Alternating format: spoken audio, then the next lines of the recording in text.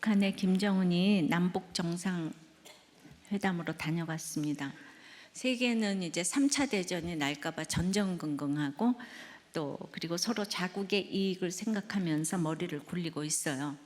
그리고 만약에 전쟁이 난다면 핵 전쟁인데 그야말로 오늘 본문의 아마겟돈 전쟁이 아닐까 싶습니다. 또 내부적으로는 지방선거로 여기도 김정은의 방문이 어떻게 영향을 미칠지 각자 또 이렇게 계산을 하며 아마겟돈 전쟁으로 피를 말리고 있을 것입니다.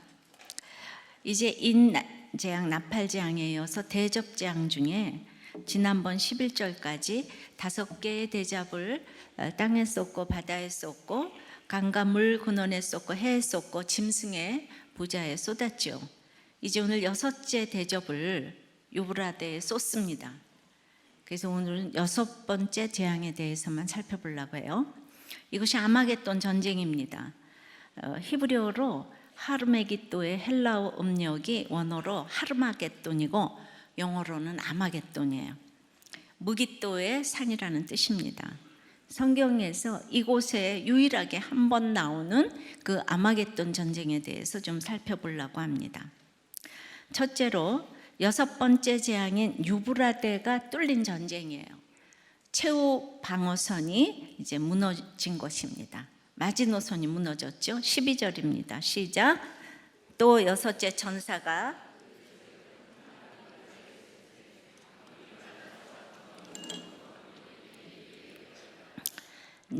그 대접을 큰 강 유브라데에 쏟음에 강물이 말라서 동방에서 오는 왕들의 길이 예비되었더라. 유브라데 강은 창세기 15장에서 아브라함에게 약속한 땅으로 가나안의 동쪽 경계입니다. 창세기 15장 18절에 그날에 여호와께서 아브라함과 더불어 언약을 세워 이르시되 내가 이 땅을 애국강에서부터 그 큰 강 유브라데까지 내 자손에게 주노니 한 것처럼 하나님은 아브라함에게 약속하신 언약의 땅 유브라데에 대접을 쏟았어요. 전에 6째 나팔재앙에서는 그 유브라데에서 2억의 군대 중에 3분의 1만 죽는 것으로 나와 있습니다. 기억하시죠? 예, 뭘 또 기억하겠어요. 불과 얼마 전인데. 이제 6째 대접에서는 다 죽는다는 거예요. 그 나팔은 문자적으로 이제 경고성이지만 대접은요, 엎으면 살아날 길이 없는 거잖아요. 대접을 엎은 결과 오늘 이제 강물이 말랐다고 합니다. 그러니까 길이 생겼겠지요. 그 길이 동방에서 오는 왕들의 길이라고 하네요. 그러니까 이방 강대국들의 왕들이 쳐들어오는 그 길이라는 것입니다. 그래서 강대국들이 이스라엘을 침공하기 위해서는 이 강을 꼭 건너야 하는 곳이에요. 그래서 유브라데 강 너머에서 이스라엘을 공격한 아수르에 의해 그 북이스라엘은 BC 722년에 이제 멸망을 하고 또 이제 이어서 남유다는 BC 586년에 바벨론에게 망했습니다. 그러니까 요한계시록을 쓸 당시 로마의 악을 상징하는 나라가 바로 이 바벨론이에요. 그러나 이스라엘은 지금 식민지로 있지만 유브라데가 지금 로마의 관할이기 때문에 유브라데에 대접을 쏟는다는 것은 하나님께서 천사를 시켜 유브라데를 붙잡고 계셨는데 때가 되어 이제 유브라데를 놓으셔서 이스라엘에게도 로마에게도 마지막 재앙이 임한다는 뜻이기도 합니다. 이전에도 강대국 애굽이 쳐들어오다가 홍해를 말리워서 이스라엘은 구원되었고 애굽은 장사되었지요. 예레미야, 여호수아 등 성경에는 이런 구절들이 여러 번 나옵니다. 예레미야가 요즘 우리 큐티 본문인데 51장에도 보면요, 바다를 말리며 샘을 말려서 결국 바벨론을 심판하시겠다는 내용이 나옵니다. 강물이 마르는 것은 전쟁이 나도 이제 마귀에게는 심판이지만은 택한 성도에게는 그 전쟁을 통해 구원이라는 의미가 있는 것입니다. 그러므로 유브라데 강이 말라서 동방의 왕들이 그곳을 통해 온다는 것은 하나님의 백성들에게 마지막 위험의 전쟁이 닥쳤지만 구원의 기회이니까 이 기회를 놓치지 말라, 이런 뜻이에요. 왜입니까? 이스라엘이 하나님의 백성이기 때문입니다. 택자로서 이 땅에서 끊임없이 가지를 쳐가야 하기 때문에 애굽도 아수르도 바벨론도 붙이시는 거예요. 그러니까 이런 동방의 왕들은 이 세상에 끝없이 존재합니다. 뛰는 놈 위에 나는 놈이 항상 있습니다. 언제 망할지 세상은 그 누구도 장담하지 못합니다. 이기고 또 이기려고 하는 것이 재앙의 시작이기 때문에 이 세상은 끝없는 전쟁이 있을 수밖에 없죠. 그래서 지금 가시적으로 보이는 나라로서는 로마를 끝으로 이제는 그 조류인 이즘의 시대로 돌입해서 막시즘, 휴머니즘 등 점점 강력한 세력으로 끝없이 하나님의 백성을 괴롭힌다는 거죠. 그러니까 내 옆에 붙인 악의 세력이 클수록 거대한 영적 이스라엘로 전 인류에게 영향을 미치는 큰 나무로 자리매김을 이제 하게 된다는 거죠. 그러면 이 유브라데를 어떻게 적용을 해야 됩니까? 아무도 자연인의 인생은 죄인이기 때문에 이 땅에서 선하게 살 수가 없습니다. 세상은 7머리 10뿔 10멸관을 가지고 도덕과 양심으로 무장하고 사는 것 같았지만 사람은요 악하고 음란하기 때문에 모든 것을 가지고 있게 되면 결국 육신의 정욕, 이생의 자랑, 안목의 정욕에 넘어가게 돼 있습니다. 그래서 모든 것을 다 가진 로마 황제도 결국 쾌락의 끝을 보고 싶은데 그것이 이제 동성애라고 해요. 그래서 로마 황제 중에 그렇게 동성애자가 많다는 것입니다. 지식인들 중에 그래서 동성애자가 많고 그들은 동성애를 수호하기 위해서 엄청난 연구를 하고 학자들도 많아요. 그러니까 믿는 우리는 믿음으로만 부르짖으면서 동성애하면 지옥 간다 이런 얘기만 하기 때문에 이 게임이 안 되고 토론을 하면 완전 밀립니다. 그래서 우리 믿는 사람들 중에서도 학자가 나와야 되는데 우리는 그런 걸 연구할 필요를 느끼질 못하잖아요. 우리는 죄라고 알고 있으니까. 그래서 정말 그럴 것도 같아요. 구속사가 누구기에 들리겠습니까? 근데 모두 내가 동성애로 음란으로 행하겠다고 하면서 처음부터 배우자를 버릴 생각도 동성간에 결혼할 생각도 없어요. 근데 그 자기 의로 가정을 지켜야지 하다가 어느 날 내가 왜 이렇게 사냐, 왜 이렇게 참고 사냐, 나도 내 감정에 충실해야 되겠다고 하면서 용감한 것처럼 아내를 버리고 남편을 버리고 가정을 깨는 것이 이 유브라데가 무너지는 거예요. 내가 술을 안 먹어야지, 마약을 안 해야지, 도박을 안 해야지, 그녀와 그 남을 안 만나야지 할 때는 그래도 굳건하게 지켜주는 그 유브라데의 생각이 있었어요. 근데 그 생각이 너무 굳건한 것 같아서 자신을 믿습니다. 그래서 또 한두 번, 두 번, 세 번 만나고 마약을 입에 대고 한 번쯤에 내가 무너질 애가 아니야 하면서 자신을 하지만 결국 여자 때문에 가정을 버리고 돈 때문에 불법을 저지르고 권세 때문에 타협을 하고 내가 지키고 있던 마지노선이 무너졌어요. 그러니까 그동안 방패가 되어주던 그냥 유브라데 강물이 말랐어요. 그 가치관이 없어져 버렸어요. 눈물도 마르고 심령이 메말라지면 합리화하면서 공격하기가 쉬워지는 거예요. 그래서 방귀 낀 놈이 성을 내는 거예요. 먹고 마시고 마음대로 될 대로 되자. 야, 이런 세상이 있었구나 하면서 그냥 악의 구렁텅이로 이제 빠지게 되는 거예요. 그래서 예수 믿는 이 모태 신앙들은 이런 얘기를 많이 들어요. 어려서부터 예수 믿으면 손해다. 아무것도 못 해보고 재미없게 살다가 천국 가면 뭐하냐? 그런 말 많이 듣죠? 고개를 몇 분이 끄덕끄덕 합니다. 나머지는 굉장히 지금 비웃으면서 제 얘기를 듣고 계세요. 그래도 그렇게 살 수 있었던 기준이 나의 유브라데예요. 근데 나의 유브라데가 한번 무너지니까 그냥 세상 왕들의 길이 딱 예비되면서 쾌락과 사치와 폭력과 음란 이런 것들이 쏟아져 들어오게 되는데 이제 그게 이제 너무너무 정신 차리지 않으면 이 강 같은 유혹과 전쟁에서 헤어나올 수가 없는 거예요. 야, 이런 세상이 있었구나. 근데 그게 멸망한다는 거예요. 결국 그 모든 이 세상 것들은 멸망한다는 거죠. 그러니까 내가 이 택자라면 정신을 차려야 되는데, 적용해 보세요. 여러분을 그렇게 마지노선처럼 지켜주는 유브라데의 가치관과 지금 현실은 무엇입니까? 그리고 또 이미 그냥 뚫려서 무너져서 될 대로 되라의 유브라데는 또 지금 무엇입니까? 아마겟돈 전쟁 두 번째는 귀신의 영이 집결하는 전쟁이에요. 13절 14절입니다. 또 내가 보매 개구리 같은 새 더러운 영이 용의 입과 짐승의 입과 거짓 선지자 입에서 나오니 그들은 귀신의 영이라 이적을 행하여 온 천하 왕들에게 가서 하나님 곧 전능하신 이의 큰 날에 있을 전쟁을 위하여 그들을 모으더라.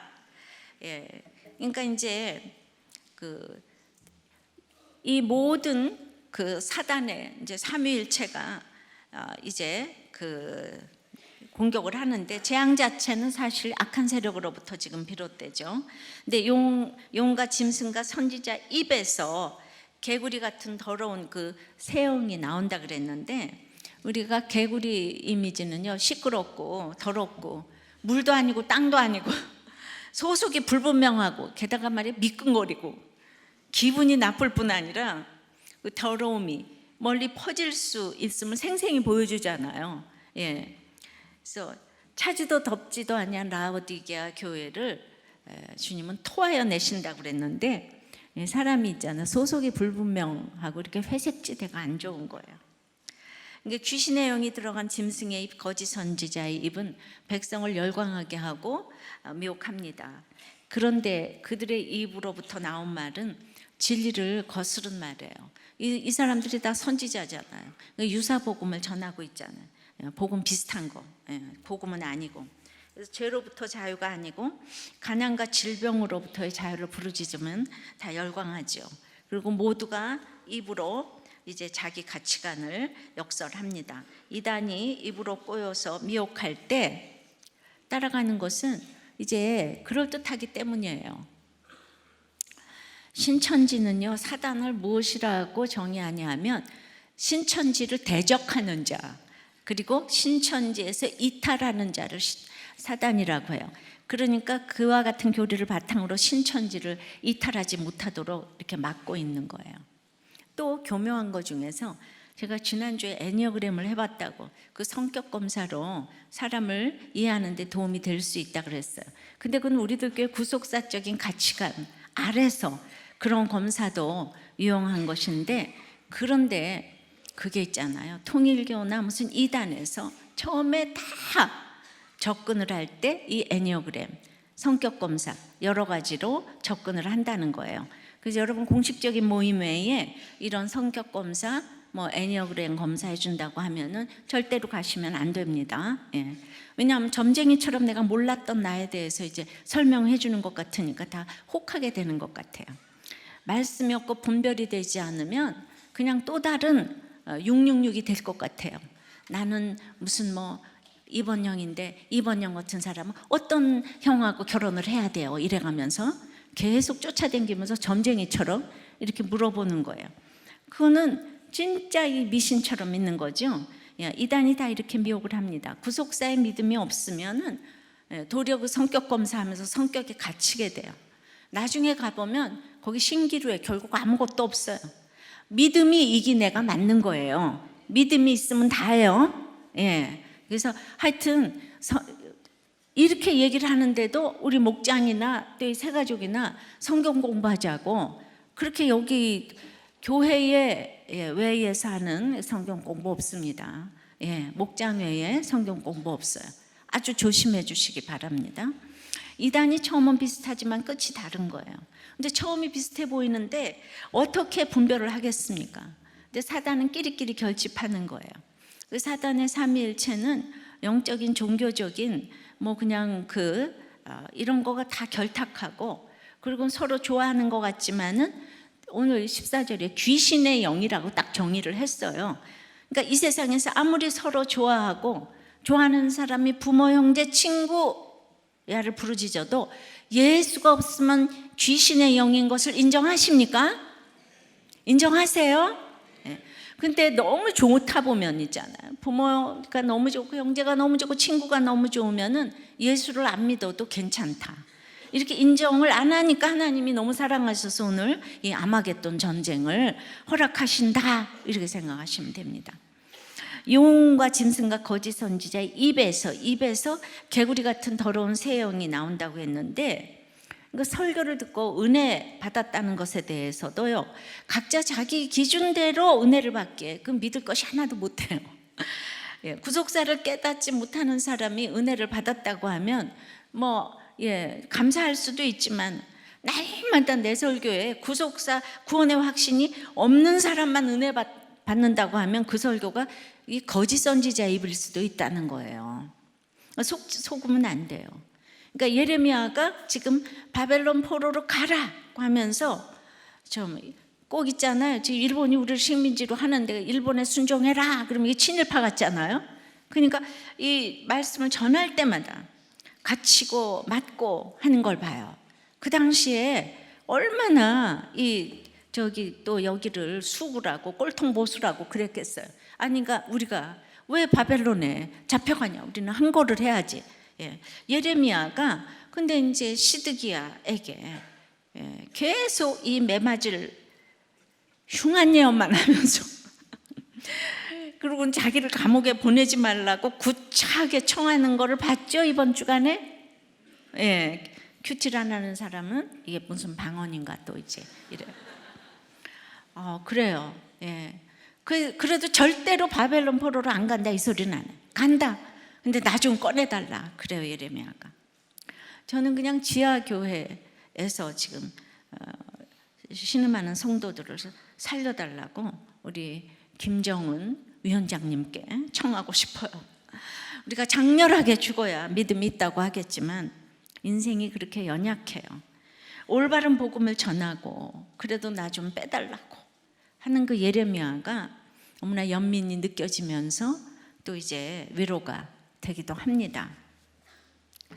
제가 이제 한 탈북자의 간증을 들었어요. 근데 자기가 거기서 4대째라고 그래요.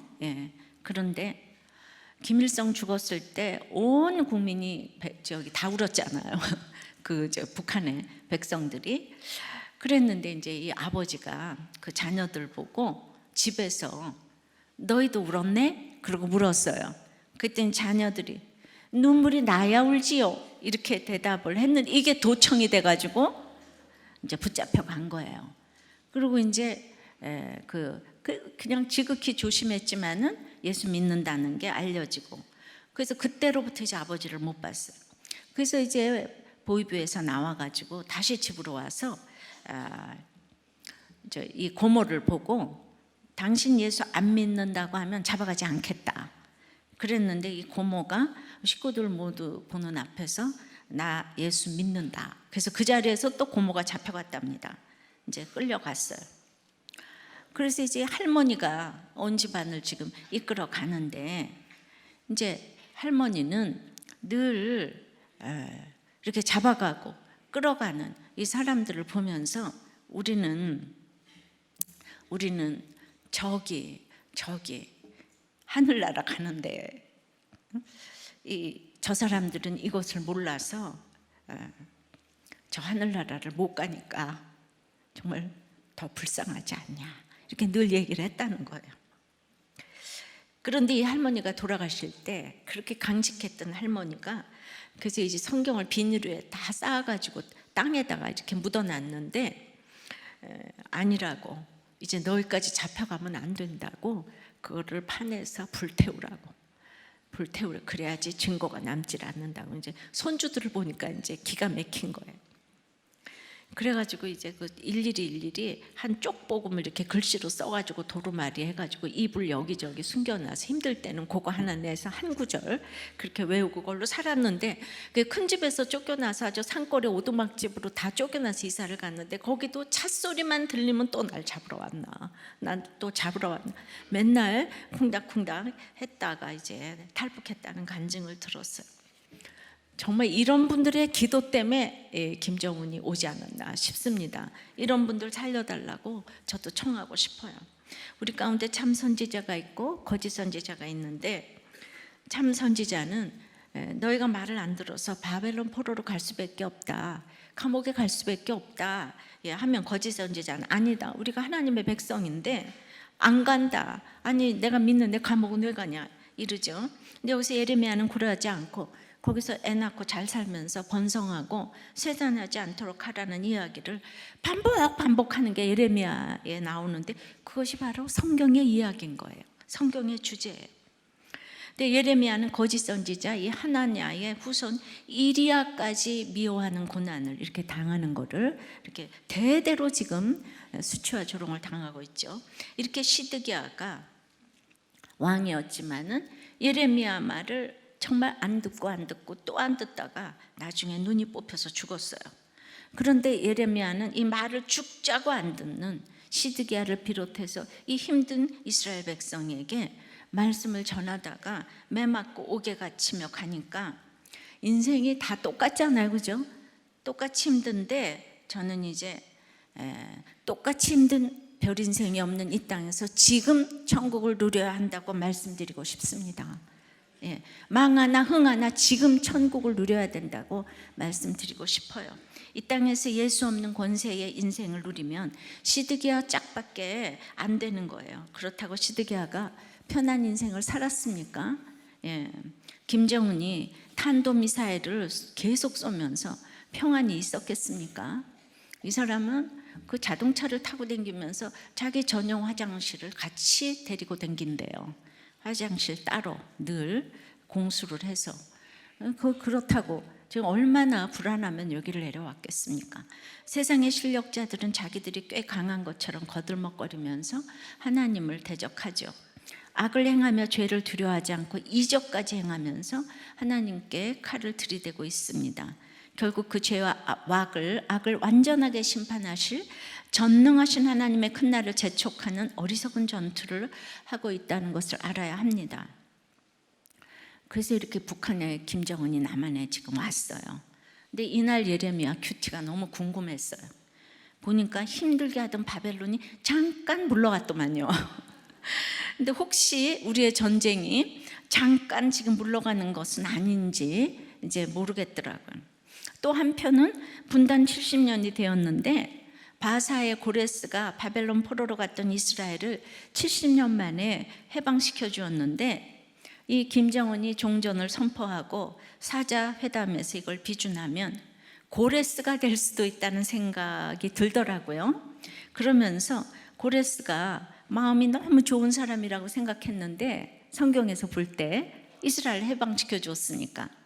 근데 이번에 보니까 세상 그렇게 잔인하다가도 저렇게 통 크고 솔직한 지도자로 등극할 수도 있겠다는 생각을 했어요. 요즘에 인기 캡인 거 알죠? 이 김정은 생기기도 귀엽게 생겼다 그러면서 막 너무나 올라갔어요 지금. 그러니까 그리고 북한의 열차가 너무 열악하다고 자국의 수치를 인정까지 하더라고요. 큐티를 했나 봐. 그러니까 바벨론 70년 포로 생활이 다 되었는데 진짜 비슷한 거 있죠. 고레스가 믿는 백성을 해방시켜 주면서도 안 믿었어요. 그리고 바벨론의 말뚝신을 섬겼다고 했는데 하나님의 백성을 구해주니까 이사야에는 여호와의 목자라고 불림을 또 받아요, 이 고레스가. 근데 또 역대하 36장 22절에 보면 바사의 고레스 왕의 마음을 감동시키심에 그가 온 나라에 공포도 하고 조소도 내렸다고 했어요. 이스라엘 해방 그 조서를.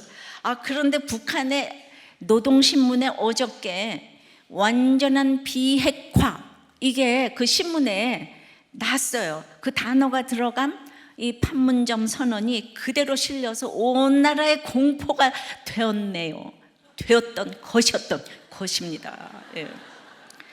그래서 과연 그가 남한에 온 이 사건이 구원의 사건일까요? 심판의 사건일까요? 저는 정말 지하교회를 섬기는 그 북한의 성도들을 생각하면 그들의 기도가 금대접의 기도가 되어서 정말 빨리 종전이 되어 해방의 사건이 되기를 기도합니다. 근데 남한으로 생각하면 남한은 지금 정말 전쟁이 나서 한번 회개해야 되는 거 있죠? 그대로 날로 먹으면 안 되는데 근데 그냥 북한이 너무 70년 동안 힘들었기 때문에 아마겟돈 전쟁이 실제로 일어나지 않고 해방이 되었으면 좋겠다고 생각을 해봅니다. 사단은 가짜 샛별이기 때문에 자기 정체를 드러내지 않죠. 광명한 천사의 모습으로 접근하니까 그냥 그 사단의 유혹과 핍박을 누가 분별할 수가 없습니다. 정말 여러분의 아이가 대학에 붙는다고 한다면 너무 좋아서 쫓아가고 싶지 않겠어요? 육수 칠수를 하는데 어디 가서 안수 받는다고 하면은 여러분들 뭐 안 가고 싶겠습니까? 그게 다 광명한 찬소의 모습으로 오는 거죠. 여러분 정말 여러분들이 기도받고 예언받는 거 좋아합니다. 근데 오늘 그거 다 귀신의 영이라고 합니다.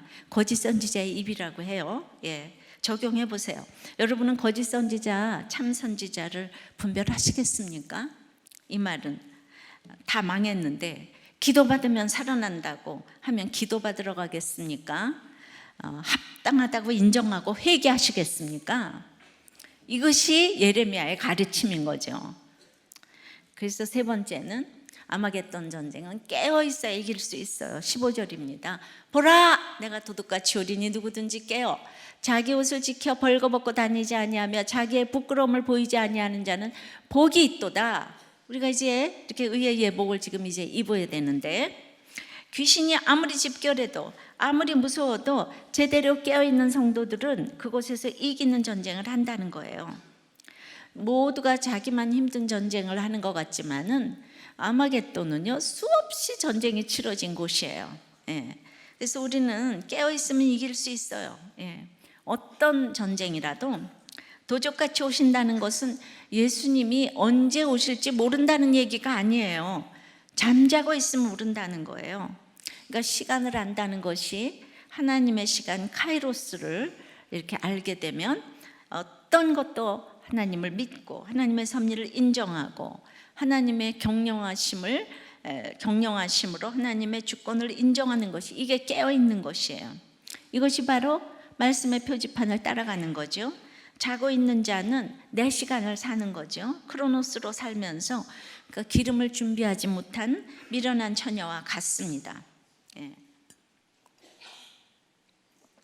우리가 해야 할 전쟁은 혈과 육의 싸움이 아니고 하나님의 약속을 알고 믿고 지키는 거예요. 이것은 힘으로 항거하는 것이 아니고 그 시대의 흐름과 거꾸로 순교하는 마음으로 깨어있는 거예요. 성도들은요, 경제적으로 풍요해도 힘들어도 다 위험합니다. 어떤 분이 개업 예배를 드리고 나서 너무 장사가 잘 되니까 교회를 안 오는 거예요. 아니, 그래서 어떻게 예배 드렸는데 안 오실 수 있냐 그랬더니 이렇게 바쁜데 내가 어떻게 가냐고. 예, 그런 조금 있다가 곤두박질 쳐서 장사가 안 돼요. 그러니까 또 안 나와요. 왜 안 나오냐 그랬더니 이렇게 장사가 안 되는데 또 어떻게 가겠냐고. 예, 하나라도 손님을 맞아야지. 저는 우리들 교회를 보니까 장사가 안 돼서 하나님께 나온 사람들이 너무 더 많아요. 잘 되는 것만이 축복이 아니고 하나님 자체를 가르치시기 위해서 이 하나님이 수고를 하시는 것에 우리가 순종을 해야 되는 거죠. 회개가 안 되는데 장사가 잘 되면 뭐하고 안 되면 뭐 하겠습니까? 이 회개를 안 하면 어떤 인생도 의미가 없습니다. 깨어있는 것은 이렇게 수치를 오픈하며 내 안에 선한 것이 없다고 고백하는 것이에요. 부끄러움을 보이지 않는 자가 복이 있다고 그러는데 그것은 영적 부끄러움을 의미합니다. 육적인 수치를 내놓는 자는 영적으로는 부끄러움을 당하지 않는 자이죠. 그러니까 우리가 끊임없이 지금 수치를 내놓는데 결국은 부끄러움을 당하지 않기 때문에 이제 자존심이 높았던 사람들이 자존감이 높아져서 이제 살게 되는 거예요. 자존심이 높으면 못 살아요.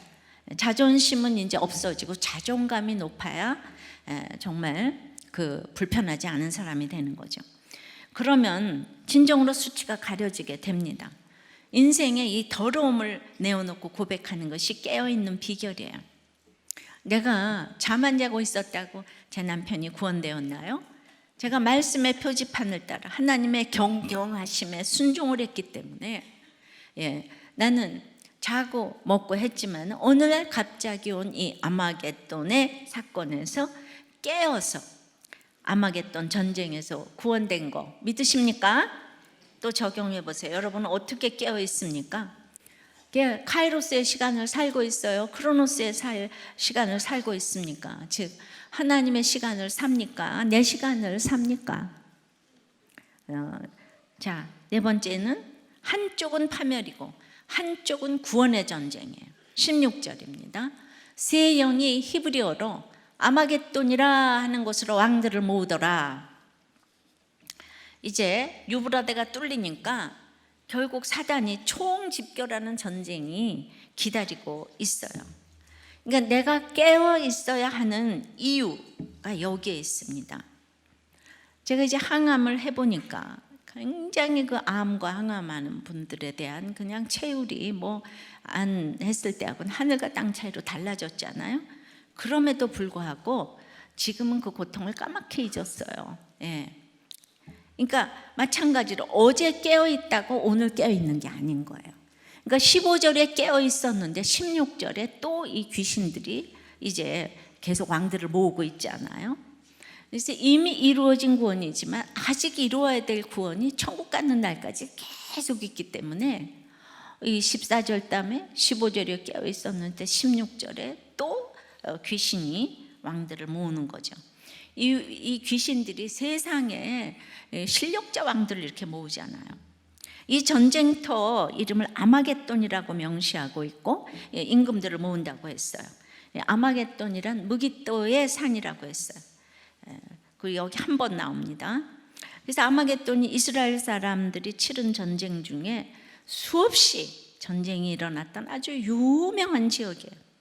사사기 5장에 드보라와 바락이 가나안 왕 야빈을 물리쳤던 곳이기도 하고요.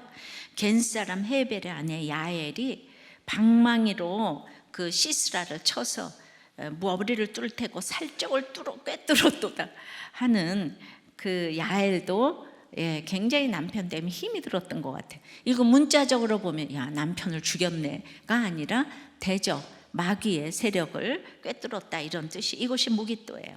역대하 35장에서는 하나님의 백성을 잘못 인도했던 성군 요시야 왕의 죽음의 장소도 바로 이 무기또입니다. 또 바알과 아세라의 선지자가 하나님의 종 엘리야와 결전을 벌이다가 모두 몰살당한 곳이 바로 갈멜산 무기또의 산 아마겟돈입니다. 또 에스겔 39장에 곡과 마곡의 전쟁이 무기또 산에서 일어날 것이라고 구약의 예언을 가져다가 여기 또 아마겟돈이라고 표현을 했어요. 그래서 이제 초대교회 성도들은 이 아마겟돈 하면은 벌써 이제 무기또 산과 광야를 생각하면서 너무나 여기는 큰 전쟁이 일어날 곳인가를 딱 알게 되는 거예요. 이 사람들이 알고 있는 수없이 일어난 전쟁. 바알과 아세라의 선지자가 여기서 패배하기도 하고 요시아처럼 성군이 애굽의 느고에게 패해서 죽기도 한 곳이 무기또라는 것이에요. 그러니까 무기또라는 것은 하나님을 대적하는 자들은 믿는 사람 안 믿는 사람 이스라엘과 이방인을 가리지 않고 심판하신다는 이런 뜻입니다. 자, 그러기 위해서는 이제 영육 간의 전쟁이 일어나겠죠, 그죠? 우리도 영적으로 구원받기 위해서도 육적인 그 아마겟돈 전쟁, 예를 들어서 고부간의 전쟁, 장서간의 전쟁, 직장에서도 피 튀기는 전쟁, 건강과의 전쟁, 또 부부간의 전쟁, 부모가 자식 간의 전쟁, 교회에서 분란이 일어나는 전쟁. 교회 분란은 정말 힘든 전쟁이에요. 이게 영적인 전쟁이잖아요. 우리 인생에서 수없이 일어나는 그 전쟁 중에서 자기의 한계 상황인 전쟁이 있어요. 아마겟돈도 그러니까 지명보다는 이 전쟁이 하나님을 대적하는 자들이 모두 모였지만은 결국 자기 무덤을 파는 전쟁이다. 14절에 하나님 곧 전능하신 이의 큰 날에 있을 전쟁을 위하여 그들을 모으더라처럼 하나님이 그들을 친히 무찌르시는 전쟁이라는 거예요. 그러니까 이단뿐 아니라 이제 세대주의자들의 해석은 로마 교황이 적그리스도다 또 이제 이 아마겟돈 전쟁, 이씨 공동체이기도 하고 이 아마겟돈 전쟁이 3차 세계 대전이라고도 하고 핵 전쟁이라고도 하고 대대적인 박해 현상으로 다가올 것이라고 하면서 이 실제 이 시간과 상황에 관심이 너무 많아요. 사람들은 그런 해석을 너무 좋아합니다. 그래서 특별히 12절서부터 16절까지는 계시록에서 가장 육적인 전쟁을 묘사했다고 볼 수도 있어요. 자, 유브라데는 문명의 발상지입니다. 근데 오늘 보면서 멸망지가 되기도 했어요. 그러므로 이 전쟁이 사단의 진영과 교회 공동체 간의 전쟁을 의미하지만 여러분들 상징적인 전쟁만을 의미하는 거 아니에요. 실제적인 전쟁도 의미할 수 있어요. 그래서 이 계시록을 모두 상징으로만 읽으면 안 됩니다. 그러면 뒤로 가다 보면 천국도 상징이 되잖아요. 그래서 분별이 필요합니다. 그러니까 재림 직전에 최후의 전쟁인 것이 맞기도 한 것은 각자의 마지막이 각자에게는 최후의 전쟁이기 때문인 것이죠. 아시겠습니까? 그러니까 이상한 종말론에 여러분들이 휘둘리시면 안 되는 거예요. 그런데 이 무기또에서 이 심판이 횡행하는 이 무기또에서 애통하는 자도 있다고 그러시는 거예요. 계시록 1장에서도 제가 이거 언급했는데 스가랴 12장 11절에서부터 14절까지 읽어보겠어요. 그날에 예루살렘에 큰 애통이 있으니 무기또 골짜기 하다드림몬에 있던 애통과 같을 것이라. 온 땅 각 족속이 따로 애통하되 다윗의 족속이 따로하고 그들의 아내들이 따로하며 나단의 족속이 따로하고 그들의 아내들이 따로하며 레위의 족속이 따로하고 그들의 아내들이 따로하며 시므의 족속이 따로하고 그들의 아내들이 따로하며 모든 남은 족속도 각기 따로하고 그들의 아내들이 따로하리라. 그러니까 그 애통은 말이죠, 모두 따로한대요. 예수님의 조상인 다윗 족속이 하는데 아내들이 또 따로한대요. 레위가 하는데 아내들이 따로한대요. 나단 선지자 굉장한 사람이잖아요. 근데 거기가 애통을 하는데 아내들이 또 따로 한다는 거예요. 그러니까 우리 남편 바지가랑이 잡고 천국 못 가고 치맛자락 붙잡고 천국 못 가는 거 아시죠? 오늘 따로따로 개인 구원이라 이거죠. 그런데 식구끼리 너무 좋아하고 사랑한다는 명목 아래 회개도 하나도 안 되고 애통도 하나도 안 되면 이거 어떡합니까? 예수 믿는 성도도 이렇게 마지막까지 회개를 해야 되는데 사단에 속한 자는 말할 것이 있겠습니까? 성령이 아니시면요, 우리는 하나님의 은혜도 알지 못하고 은혜도 받지도 못하며 회개의 간구도 할 수 없어요. 이 핍박이 심해도 은총과 간구하는 심령을 부어주시면 이 성령 충만의 전쟁을 하는데 그때 내가 찌른 예수님이 보이는 거예요. 그러니까 다들 이래. 내가 이 상황에서 무슨 회개할 것이 있나? 그런 사람은 단 한 명도 없어요. 어떤 상황에서도 회개할 것이 있다니까요. 근데 자꾸 내가 이 상황에서 바람은 남편이 피고 아니 할인은 저 사람이 했는데 왜 내가 회개를 해야 되나? 옳고 그름을 생각하면 회개할 것이 없지만은 내가 찌른 예수님이 보이고 독자 외아들을 위해 애통하듯이 이제 다른 사람에게 통곡하게 되는 거예요. 그래서 여러분들의 이 아마겟돈 전쟁이 통곡의 전쟁이 되면 한쪽에서 아무리 파멸해도 한쪽은 구원이 되는 거예요. 통곡의 전쟁이 돼야 되는 거예요. 오늘 성경에 이렇게 있잖아요. 따로따로 애통한다. 무기또에서 따로따로 애통한다. 아마겟돈 전쟁에서 아마겟돈이 무기또의 산이라고 그랬잖아요. 거기는 심판하는 장소지만 이렇게 애통할 때 구원의 전쟁이 될 수 있다는 것이죠. 돈 유브라데가, 부모 유브라데가, 스펙의 유브라데가, 자식 유브라데가 대단하면 절대로 안 무너져요. 그러나 이 땅에서 이렇게 돈줄이 마르고 강물이 마르고 부모가 나를 버리고 뭐 다 나를 버리고 몰라라 할 때 이 유브라데가 무너지면서 뚫리면서 아마겟돈 전쟁이 일어나는 것은 성도에게는 애통의 기회가 되는, 구원의 기회가 되는 줄 믿습니다. 그래서 항상 심판하시면서 살 길을 꼭 가르쳐 주세요. 적용해 보세요. 귀신의 새 영이 힘을 아파요. 계속 오라고 손짓하는 아마겟돈은 어딥니까? 정말 요즘 여러분들은 가상화폐에 유혹이 되십니까? 비트코인이라고 하죠. 근데 그 딴 사람들 하게 내버려 두시고 여러분들은 좀 하지 마셨으면 좋겠는 게, 주식도 기업을 위해서 몇십 년 묻어둘 것 그 마음으로 생각해서 투자하는 건 안 말리겠지만 오늘 사고 내일 팔고 모레 사고, 이거는 완전히 그건 사행적인 거잖아요. 근데도 여러분들 일확천금할 것 같습니까?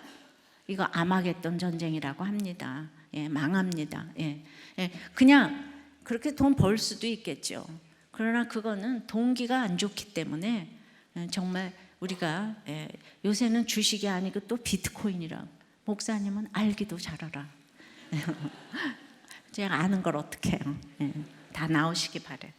아마겟돈 전쟁, 오늘은 정말 이 영적인 교회의 분열에 본인이 그런 거가 아니지만 복인이 책임 있다고 생각하는 이런 분이 깨어서 참 복이 있도다 하게 된 간증을 좀 들려드리겠어요.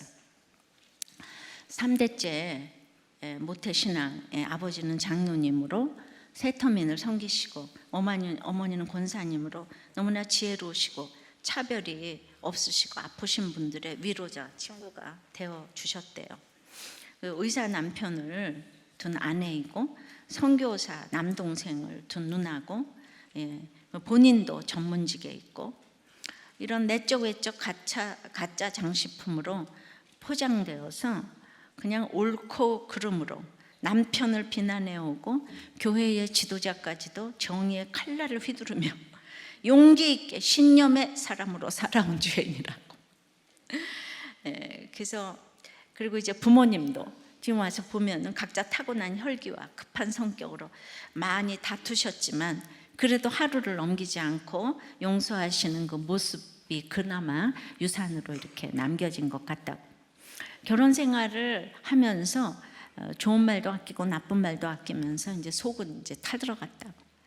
근데 나를 살리는 회개 말씀을 들으면서 청년의 때 자주 묵상하고 찬양했던 시편 51편이 아주 선명하게 다가왔는데, 다윗이 밧세바와 간음죄를 저지르고 그 죄악이 드러날까 봐 이제 요압을 통해서 우리아를 살인하고 마는데, 그래도 택자이기 때문에 나단 선지자가 책망했을 때 하나님 앞에서 분수령적인 회개를 하게 되고 징벌에 이제 순종한다는 거. 이제 이분이 지금 양육교사를 하고 있는가 하여튼 간증문이에요. 근데 너무나 눈물을 흘리시면서 이 고백을 하셨다고 해요. 자녀를 굉장히 다둥이를 출산하셨어요. 자녀가 많습니다.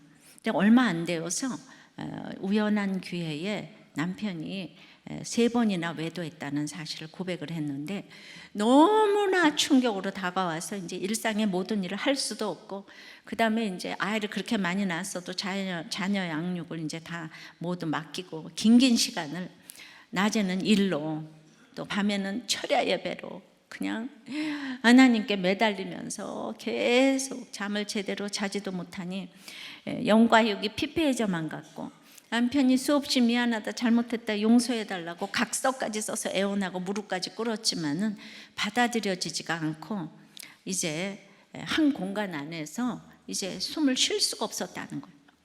그래서 내가 이렇게 너무너무 예배를 열심히 드리니까 하나님께서 나를 위로하시고 내 마음을 다 하신다면서 하나님께 매달렸지만은, 제일 중요한 거는요, 아무리 교회를 다녀도 내 죄가 보이지 않으면 해결이 안 돼요, 여러분. 내 죄가 보이지 않았다는 거예요. 그러면은 첫날을 댕겨도 이게 상처가 치유가 안 됩니다. 그래서 몸은 가정 안에 있지만 사랑과 신뢰는 회복되지 않은 채 위장된 평화가 겨우겨우 지금 이제 유지되고 있는데, 그래도 그 위장된 평화라도 유지하기 위해서 이제 담임 목사님과 함께하는 이런 산행으로 이제 유지가 되는 것 같았대요. 그래서 그나마 거기에다 마음을 붙이고 댕기는데, 속지 않으시는 하나님은 그러면서 이제 무슨 헌금 문제도 나오고, 그래서 이제 교회가 두 편으로 나뉘어서 전쟁 아닌 전쟁을 치르다가 결국 분열되었다는 거예요. 그러니까 이런 과정에서 옳고 그름의 잣대로 그냥 모든 것을 판단하고 비판하면서 교회 개혁에 이제 앞장을 섰는데, 남은 것은 교회를 떠나지 않았을 뿐 상처뿐이었다는 것이죠. 근데 중요한 거는 여전히 회개는 없었다는 거예요. 근데 중요한 거 보니까 지금 이제 남편과의 문제가 해결이 안 되고 모두가 밉고, 지금 이런 상황에서 교회 문제를 이렇게 혼자서 그냥 정의의 사자처럼, 그게 진짜 아니라는 거예요. 이걸 진짜 좀 한국 교회에 좀 알리고 싶어요. 그래서 그랬는데 이제 이분이 진짜 그냥 갈 곳 없이 이렇게 방황을 하다가 지금 이제 수요예배를 드리면서 드디어 이제 내재가 보이기 시작을 했다는 거예요. 가슴 깊숙한 곳에 쌓여있던 죄는 바로 내가 가정의 질서에 순종하지 않는 것이고, 외식하는 서기관과 바리새인이 바로 나였고, 끊임없이 모든 문제를 내구진에서 옳고 그름으로 판단하면서 진짜 정의의 사도 나를 보게 되었다는 것이죠. 자기의 교만으로 똘똘 뭉친 나로 인해 이 자유로운 성이 나인 남편이 숨막히게 힘들어서 세 번이나 외도를 할 수밖에 없음이 인정이 되었고, 그리고 내 안에서 인정이 되었어도 남편에게 이 내재를 고백하기까지는 또 시간이 걸렸고, 그래서 조금씩 변해가는 나를 보면서 대형교회는 절대로 가지 않겠다는 선입견을 버리고 이제 교회에 등록해서 부부 목장을 지금 이제 잘 나가고 있어요. 근데 그러니까 내재를 보고 진정한 회개를 하게 되니까 진정한 사랑으로까지 회복이 되었고, 그 다음에 여기 와서 또 이제 교회의 거룩, 목회자의 거룩이 성도를 살린다고 말씀하시며 그 애통의 눈물을 흘리시는 이 말씀으로 지난 교회의 분쟁의 상처가 회복되었대요. 그리고 그 전에 목회자를 위해서 기도할 수가 있게 되었다고.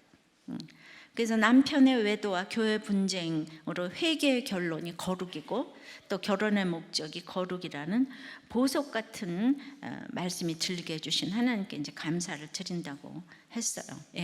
이런 간증을 했습니다. 이분은 자기 때문에 교회가 분열됐다는, 자기 때문이 아니지만은 그런 이제 자괴감이 얼마나 들었을지. 여러분, 이거보다 무서운 아마겟돈 전쟁이 있겠습니까?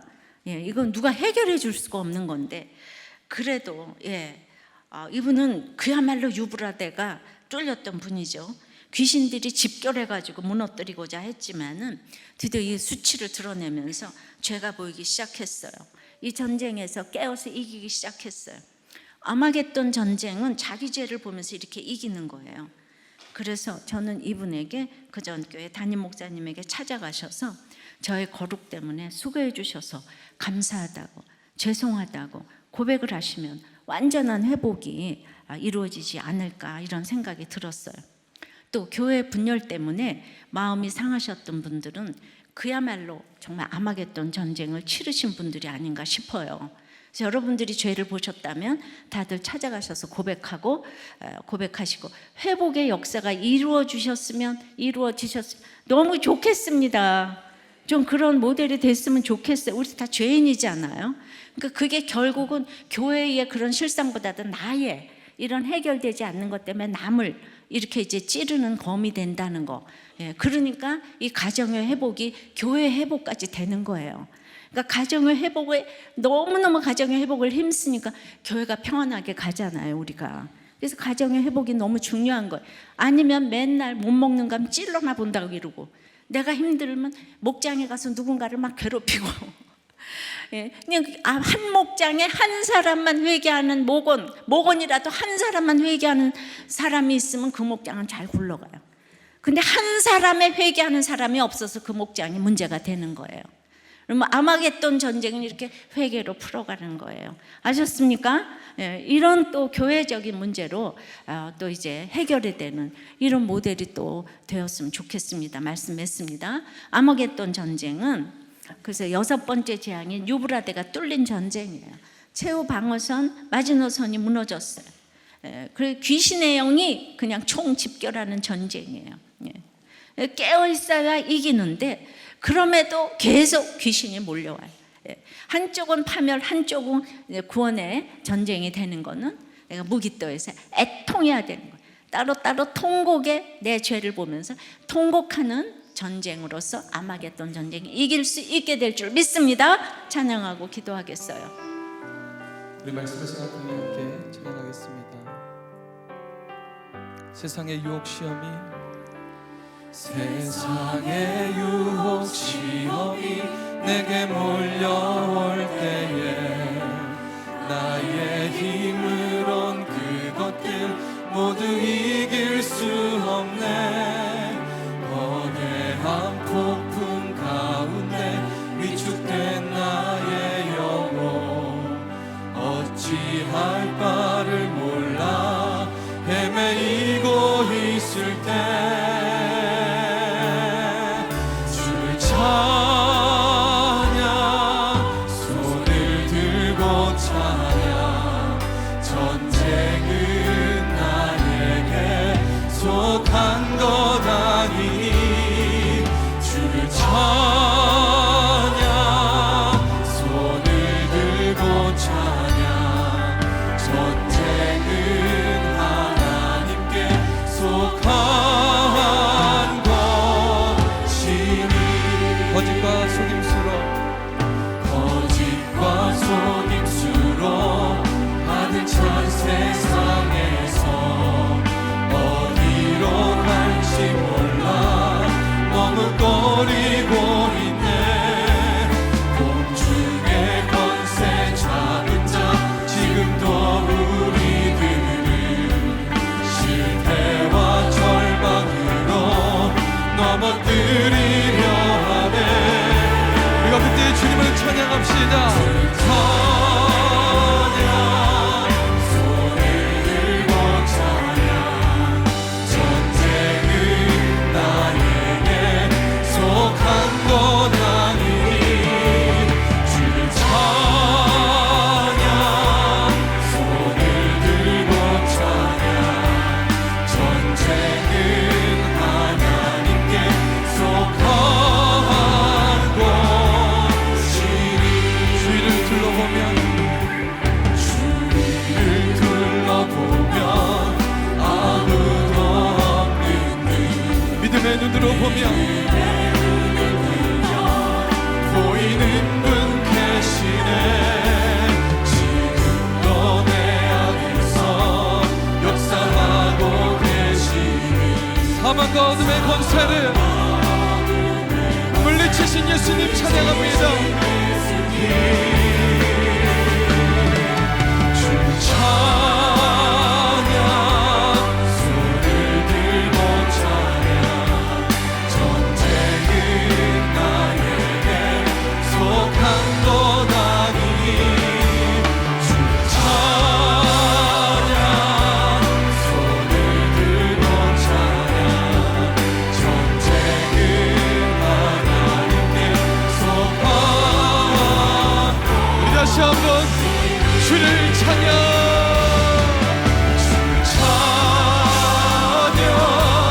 손을 들고 찬양 전쟁은 나에게 속한 것 아니니 주를 찬양 손을 들고 찬양 전쟁은 하나님께 속한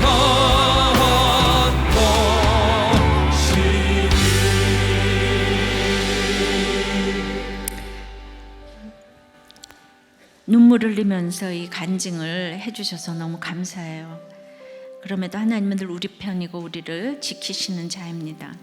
우리는 어떤 사건이 나면 늘 도망가고 실패하는 것 같지만 내가 이렇게 선한 것이 없다고 고백하면 우린 장차 하늘나라까지 가는 것을 믿습니다. 아들을 보내셨듯이 우리의 생활 속에서 이 아마겟돈 전쟁을 직시하게 하시고 여기서 내 죄를 보게 해달라고 그래서 결국 승리하는 자가 되어서 이런 모든 상처가 별이 되어서 모든 사람들에게 약재료가 되게 해달라고 이 아마겟돈 전쟁에서 내가 무기또의 애통으로 통곡하는 이 전쟁을 할 때 구원이 되게 해달라고 다 같이 기도하겠습니다. 나를 지켜주던 유브라데가 무너졌습니다. 그것이 나의 한계 상황이었는데 이제 우리가 정신줄을 놓고 싶습니다. 한번 무너지니 참으로 사단이 총 걸기 위해서 이제 몰려옵니다. 귀신의 새 영이 집결해서 몰려옵니다. 돈으로, 쾌락으로, 마약으로 다 잊어버리고 싶습니다. 내 감정에 충실하고 싶습니다. 이것이 용기 있는 것처럼 좀 착각이 되기도 합니다. 그렇게 이제 될 대로 되라 내려가지만 주님, 우리는 또 하나님의 택자 아니겠습니까? 그건 아니지 않습니까? 핍박이 무섭고 유혹이 무서워도 그것은 아니지 않습니까? 끝없이 반복되어지는 이 무기또의 전쟁, 수없는 전쟁이 이곳에서 일어났다고 했는데 나만 당한다는 이런 생각에서 우리가 나를 이렇게 자학을 하고 그래서 정신줄을 이렇게 놓을 수밖에 없는 걸 주님 불쌍히 여겨 주시옵소서. 우리가 말씀의 표지판을 따라가면서 깨어서 나에게 선한 것이 하나도 없다는 것을 부르짖으며 지금 오늘도 정말 내가 망하고 힘들고 정말 육체적, 정신적, 영적인 이 고갈 상태에 빠져서 모든 것이 사치스럽게 여기진다고 하더라도 우리가 갈 곳은 저기 하늘나라가 우리가 갈 곳 아니겠습니까? 그것을 모르는 사람들을 불쌍히 여겨야 되는데 우리가 그러지 못한 것들을 주님 불쌍히 여겨 주시옵시고 이 각자의 아마겟돈 전쟁에서 그 무기또에 통곡을 하며 내 죄를 보면서 안타까워하면서 갈 때 이 파멸이 구원으로 바뀌게 될 줄을 믿습니다. 이제 나 자신의 회개에서 다른 사람들을 위한 통곡으로 넘어가서 이 모두가 해결되지 않을 것 같은 이런 엄청난 일들이 내 죄를 보므로 날마다 강단에서 이렇게 아버지 하나님 이 죄의 고백이 울려 퍼집니다. 아버지 하나님 이렇게 한국교회의 모든 죄의 고백이 일어날 수 있도록 도와주시옵시고 우리 가정에도 이런 고백이 일어날 수 있도록 주님 역사하여 주시옵소서. 아마겟돈 전쟁에서 내 죄를 보면서 이길 수 있도록 주여 역사하여 주시옵소서. 도와주시옵소서. 살려주시옵소서. 불쌍히 여겨 주시옵소서. 긍휼히 여겨 주시옵소서. 예수 그리스도 이름으로 기도드리옵나이다. 아멘.